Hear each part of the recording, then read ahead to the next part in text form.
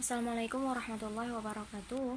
Saya Rahmi Fadila dari Prodi Ilmu Al-Quran dan Tafsir dengan NIM 210303020 mengambil mata kuliah Sosiologi dan Teori Sosial.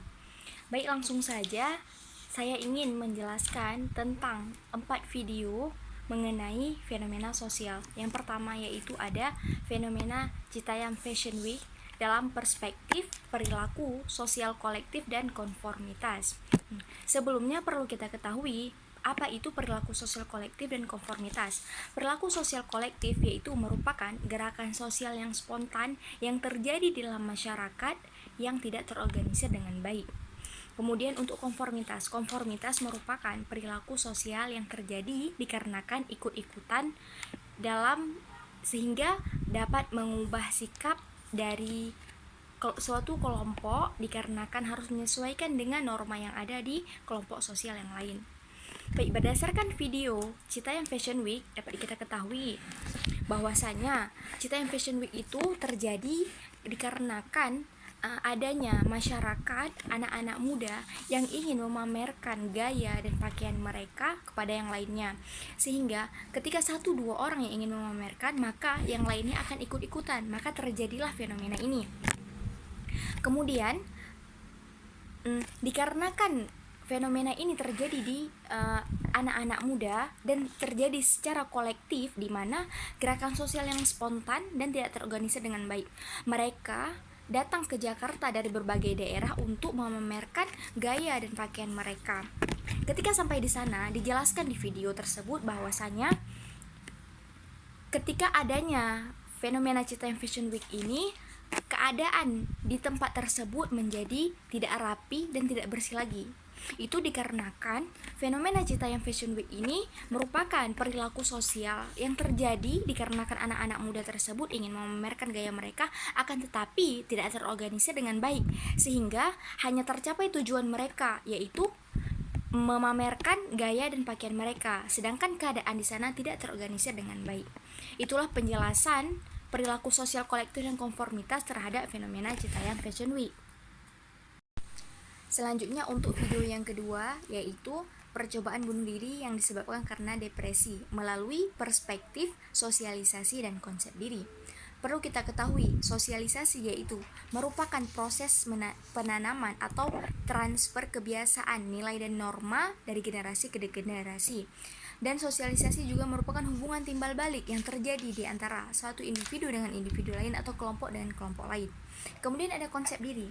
Konsep diri itu merupakan penilaian terhadap individu diri sendiri terhadap dirinya dalam berinteraksi dengan orang lain.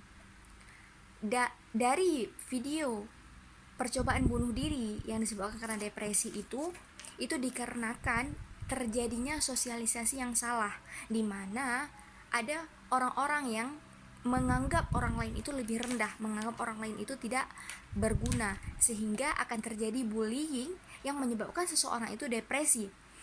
Dan juga dikarenakan rendahnya mental health yang dimiliki oleh seseorang, sehingga tekanan-tekanan yang ia terima dari sosialisasi dengan orang lain, ia tidak bisa menahannya, ia menganggap dirinya rendah, ia tidak menghargai dirinya sendiri, sehingga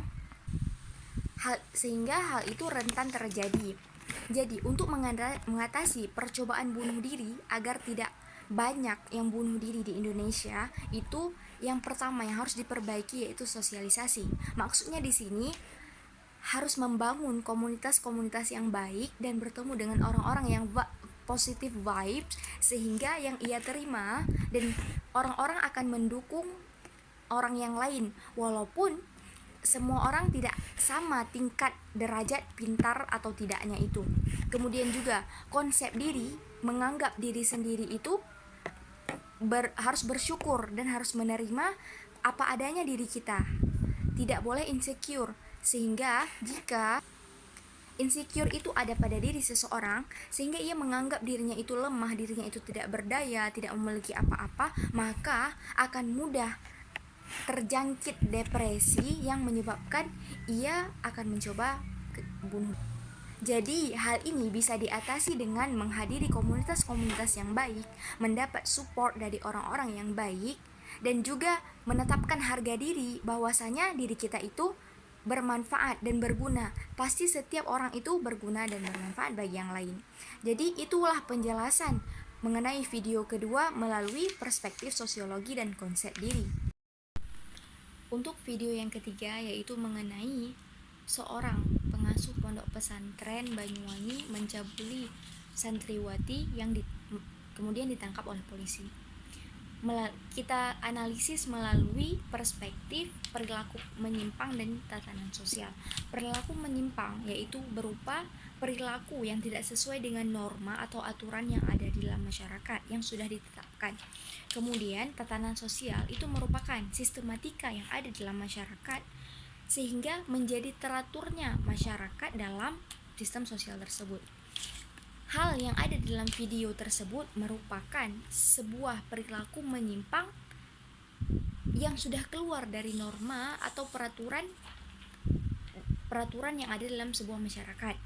Hal itu bisa terjadi dikarenakan berbagai faktor. Bisa terjadi dikarenakan tatanan sosialnya yang rendah atau sistematika bagaimana keteraturan sosial itu harus dijalankan, atau juga bisa terjadi karena pelaku itu memiliki kontrol diri yang rendah, dan juga bisa terjadi karena pergaulan yang dilakukan oleh pelaku tersebut.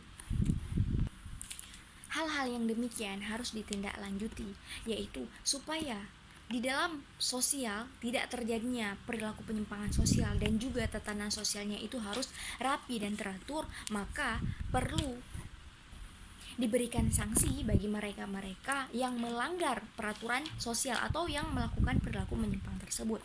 Dan juga dengan adanya peran lembaga sosial atau dilakukannya penyuluhan atau rehabilitasi supaya hal-hal yang menyimpang tidak terjadi di dalam suatu masyarakat dan tidak adanya korban yang tersiksa atau merasa dirugikan.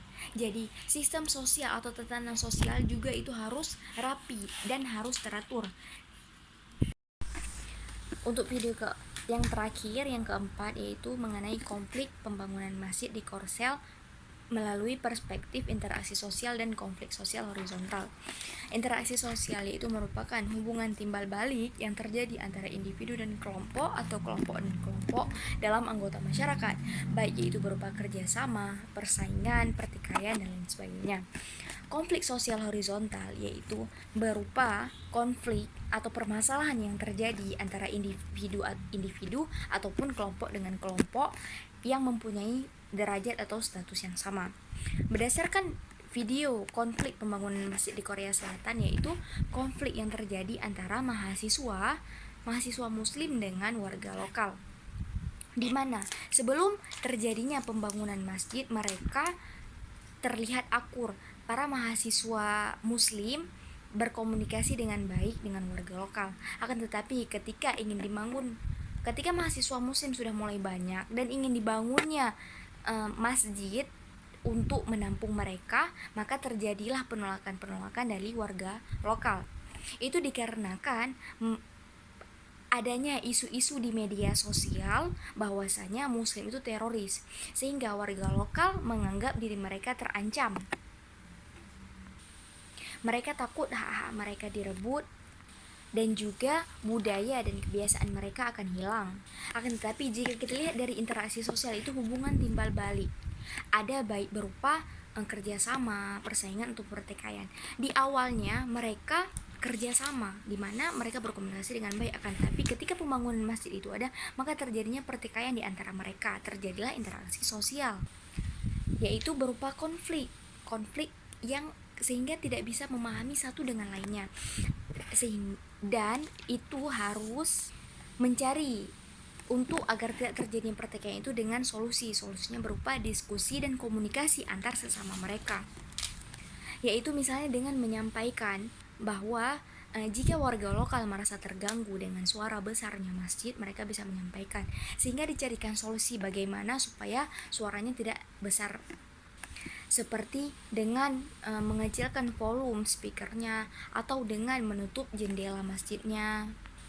dan juga para warga lokal yang menganggap mahasiswa muslim itu sebagai teroris dan mereka merasa terancam juga harus dijelaskan oleh mahasiswa muslim ketidakjelasan atau miskonsepsi tentang seorang muslim itu, yaitu bahwa tidak semua muslim itu teroris, tapi yang beredar di sosial media yang ditangkap oleh warga lokal demikian. Setelah dijelaskan bahwasanya mereka para mahasiswa muslim juga bisa berinteraksi baik dengan warga lokal dan mereka bukan teroris. Setelah dijelaskan demikian, maka bisa diterima dengan baik, maka akan terjadinya interaksi sosial yang baik. Jadi interaksi sosial yang baik maka akan menghindarkan terjadinya konflik sosial secara horizontal di dalam suatu masyarakat. Itulah perspektif sosiologi berdasarkan video yang keempat. Demikian penjelasan sosiologi terhadap 4 video yang sudah saya jelaskan. Lebih dan kurang saya mohon maaf. Saya akhiri. Assalamualaikum warahmatullahi wabarakatuh.